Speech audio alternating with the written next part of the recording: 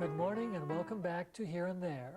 My name is Phil Venditti, and I'm pleased this morning to introduce our guest, Dr. Steve Ozeran from here in the Valley. Welcome to Here and There, Dr. Ozeran. Well, thank you. You're a plastic surgeon practicing here in Lewiston, Clarkston, as well as up on the Palouse. That's correct. Moscow and Pullman, back and forth all the time. And one of the places you've been outside of this area is South America. I understand that a couple of years ago, 4 years ago to be precise, you performed some important medical services for our children and infants in Ecuador. What happened there? Well, I was privileged to be part of a group that goes down to Ecuador, and there are other groups that go to various places like China and Vietnam and other underprivileged areas in South America. And the opportunity to provide services for needy children. Parents have no money. A lot of patients, a lot of the children have been abandoned by their parents. And you went under the auspices of an organization called Interplast, is that correct? That's correct. As a volunteer? That's right. What kind of surgery did you perform when you were there? Most of the surgeries that we did were involving cleft lip and palate. We did have occasion to take care of some patients that had what's called polydactyly, or multiple digits, like an extra toe or an extra finger, or syndactyly, where the fingers are fused. We also took care of some late injuries of burn, such as severe scarring or webbing or contracture, limiting motion of the neck or the arms. Well, obviously you were very busy with your professional work while you were there, but I suspect you had some impressions, nevertheless, of the culture and the people of Ecuador. What were those? The people in Ecuador were really very nice.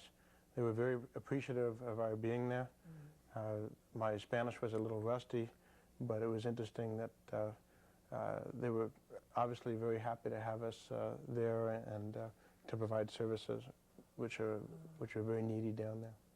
What kind of impact did that experience have on your practice here and your outlook on what you're doing in the United States? I think people in the United States really don't have an understanding, unless they've been abroad, of really how lucky we are here. I remind myself and my patients that we're really very fortunate to have good medical care and really good quality of life that we don't see in some of the other countries. In terms of impacting on my practice, I think that regardless of patients, whether they have money or no money, I think that everybody's entitled to a fair shot.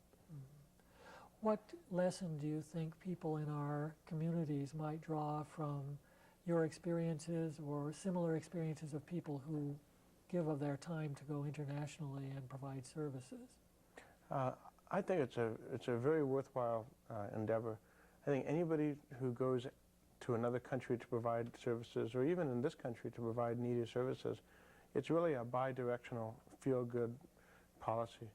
They feel good about us being there, and I feel good because actually it improved some of my surgical expertise. Everybody benefited in some way or form. Well, as I think about why these abnormalities or these congenital conditions might occur there, what is the reason that they might be more prevalent in South America or some other place of that sort? There is some evidence that certainly cleft lip and palate is seen in more underdeveloped countries. It may be related to diet. Certainly there's a genetic or a hereditary disposition, and that may be why we see a lot of it down there. I see. Well, then we really are quite fortunate in our community and in our nation with the nutritional values we have and the opportunities we have economically to not be beset by some of these conditions. I think that's true. Thank you very much for your time. Appreciate what you've told us about today, and certainly the worth of your work in South America. I do have something to give you as a token of appreciation for appearing on the show. This is from Delma Baker, representing the Newton Manufacturing Company. Oh, well, thank you. Thank you again. And let's remember, here and there, we're all in the world together.